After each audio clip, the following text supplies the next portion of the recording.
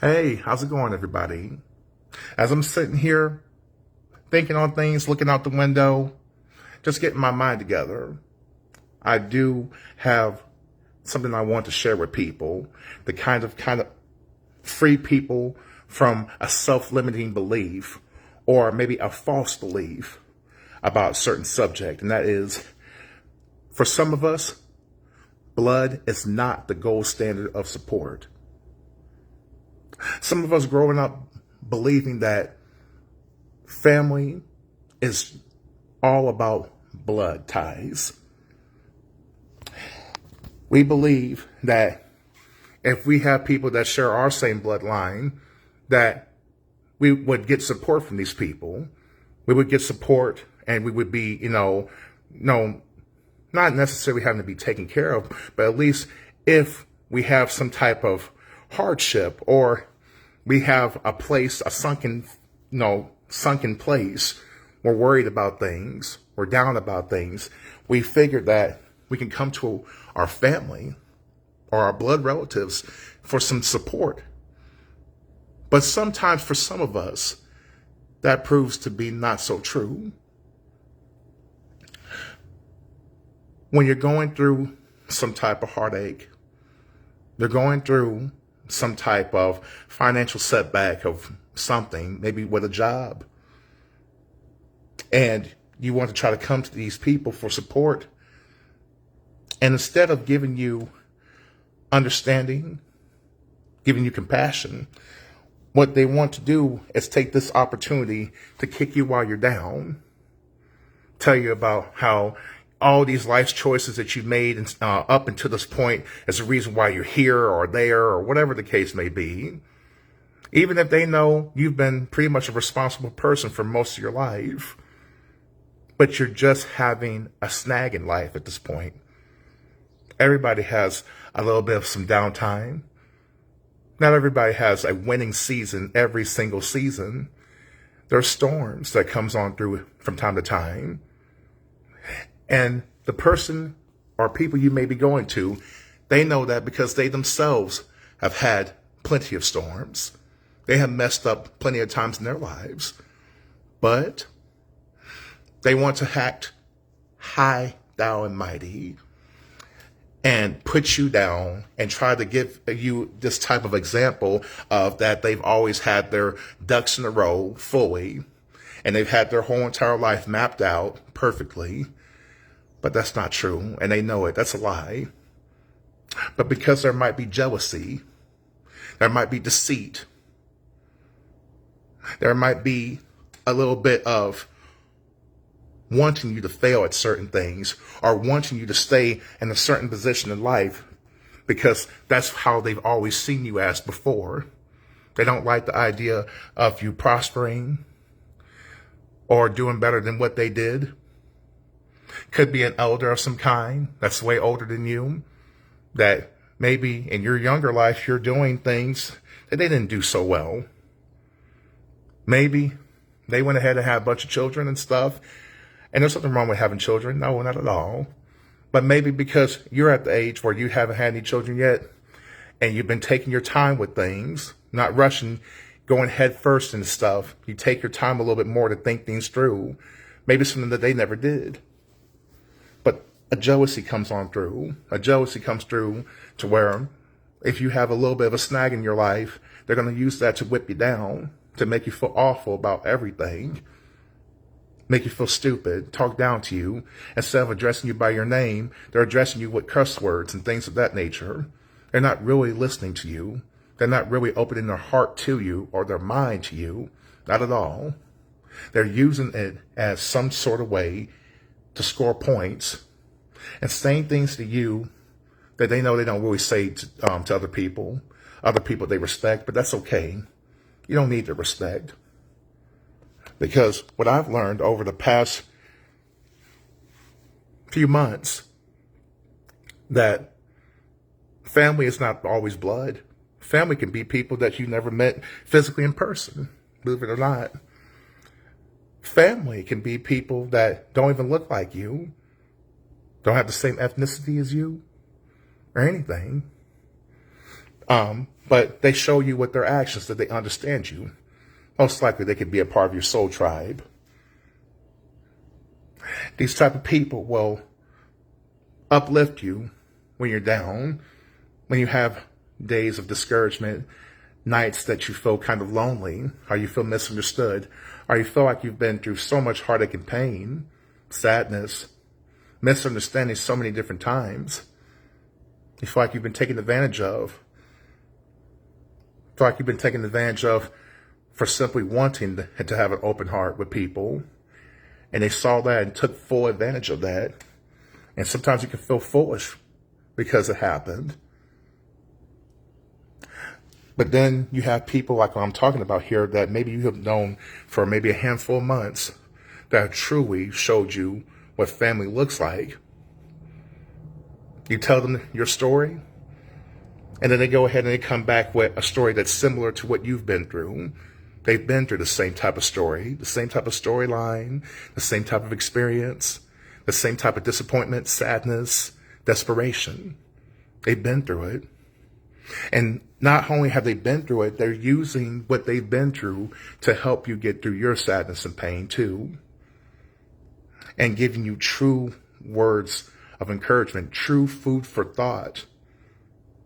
But they don't have the same bloodline as you. But the people who do, who you've known for years, for decades, those people instead will hear your pains, and they will pretend like they never had a setback. They never had anything happen like that to them before, and they would never allow themselves to do this, and they would never allow themselves to do that. And it's a condescending, very downtrodden type of way to be related to. I'm telling you right now, that's not what you need. You need to search for people, or at least put yourself in an orbit of people that truly understand you, that want to be there to help you. And you can help them too as well. You know, make sure that's a two-way street instead of a one-way street. And it will feel fulfilling. You will notice that when you get done talking with these people, you feel so much better. Your load feels lighter. You feel like you've been heard. You feel like you've been actually listened to. You've been given a platform to talk to them about things. That's what family is supposed to make you feel like. Not people who are just waiting for a golden opportunity just to tell you that you make mistakes and you're not on the same level as them in some way, shape, or form, or they want to constantly get into a mode to where they want to compare their life to yours and make you feel like your life is not as grand or not as privileged as theirs.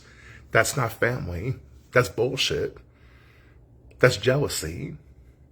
That's wolves in sheep's clothing, trying to pretend that you have some type of connection when you really don't. It's surface level as hell. The blood doesn't mean very much of anything. But it's really the intent behind somebody's words, the intent behind somebody's actions, that really makes all the difference, especially the actions part. Anybody can make something sound sweet. The most manipulative person I've ever known sounded so incredibly sweet at first, but was truly a snake and very not honorable, very deceitful. So words are not so impactful most of the time, but it's the actions when we're talking about who you can come to for support. You may live in a town with a sibling that is less than 5 minutes away. They may know you're injured. They may know you may not be at work right now. They may know all of these things, but yet, will they come to see you? Will they come to visit you? Absolutely not. Instead, they will give you a shallow text message trying to get you to go to something that pertains to their life, that pertains to what they're into. But when you tell them that you can't make it because you're down, you tell them that you're injured, you can't really move around that much, they ask you what's wrong. You explain to them what's wrong. You explain to them your circumstances, and all they have to say is, keep me updated. Or you're dealing with so-called family that knows you're down, you're out, not able to do much. But yet the conversation is about, when can you come to see them?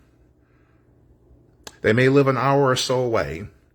The conversation is about, when can you come and see them? When can you hop in your car and burn up your gas to come to them and to stroke their ego while they take advantage of your unfortunate circumstances? I don't think so. That's not really family right there. That's just BS blood expectations right there. They want somebody who they can feel superior to. Don't give it to them. Don't worry about them. But instead, people who are truly your family, they will ask you, hey, they will tell you, hey, if you ever need anything, just let me know. There's something that, if you need something or whatever the case may be, just let me know. Give me a call. Give me a text. I'll make some time to help you out, whatever it may be. That's true family right there. That's family. You tell them your circumstance and they are saying, well, I could probably come and see you this weekend. And guess what? They actually do that. They actually do exactly just that. But blood, sometimes you can tell them your situation, and what will they do? They will go ahead and give you this line. I'll go ahead and give you I'll help you out in 2 weeks. Give me 2 weeks. The 2-week rule is basically to give enough time for the problem to solve itself, ladies and gentlemen. That's why they give you the whole line of 2 weeks. I mean, I've been there before. I know in my situation in 2024, when I was homeless and had to stay with somebody that was taking advantage of me in a lot of different ways. BS in the situation, trying to squeeze as much money out of me as possible to where I couldn't really focus on myself to get things together. And this certain family member, which was an aunt, she asked me, she wanted to be so nosy about me, and she wanted to take the opportunity to take a shot at me about my weight and about, other certain things. She was quick to give me the criticism, but she was so incredibly slow and non-committal and non-showing up when it came to actually helping me. When she said, what can I do to help you?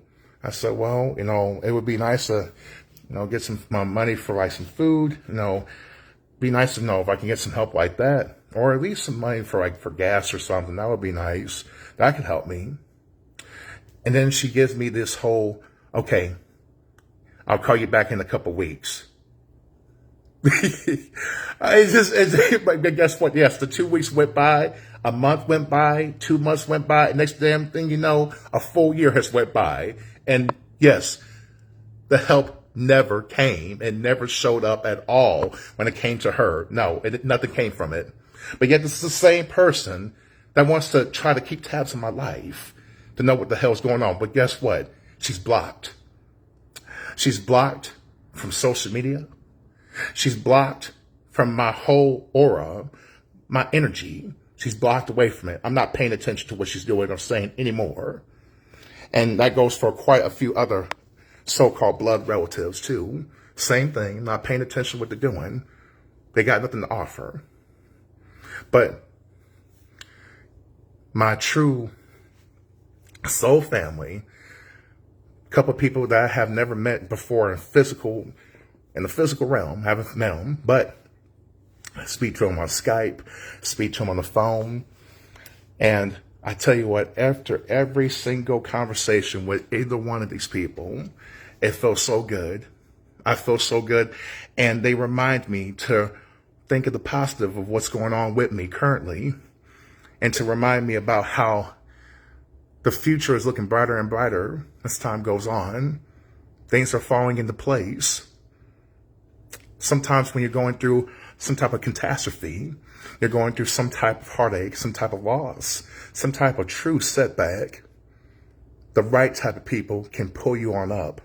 While you're straight, you're face down on the ground, these type of people will not take the opportunity to kick you while you're down. These types of people will take the opportunity to offer you a hand to help you get back on your feet. And not just only get you back on your feet and walk away, but to help you get back on your feet and to hold hands with you to help you get to the right destination and where you're supposed to be going. Especially if they see the drive and determination within you. They see the love and compassion within you. They see the potential of you helping other people in some way, shape, or form like they did for you. And they feel happy to do it. And they're not the type of people that throw it in your face once you got into your destination. They were just simply happy that they could be along for the ride with you, because they know that it wasn't all in vain. Their attempts of helping you was not in vain. It actually paid off. And that's because of the person you are deep down inside. You're not hard-headed. You're not ungrateful. You're not a stubborn person, but you are a person that is looking for the right type of opportunity. And you're willing to do it the right way, the clean way, without trying to hurt anybody, without trying to use anybody, without trying to step on people or trying to stand on other people's shoulders to make it somewhere. No, you are a person of integrity, of love, compassion, acceptance. Everything those damn blood relatives are not.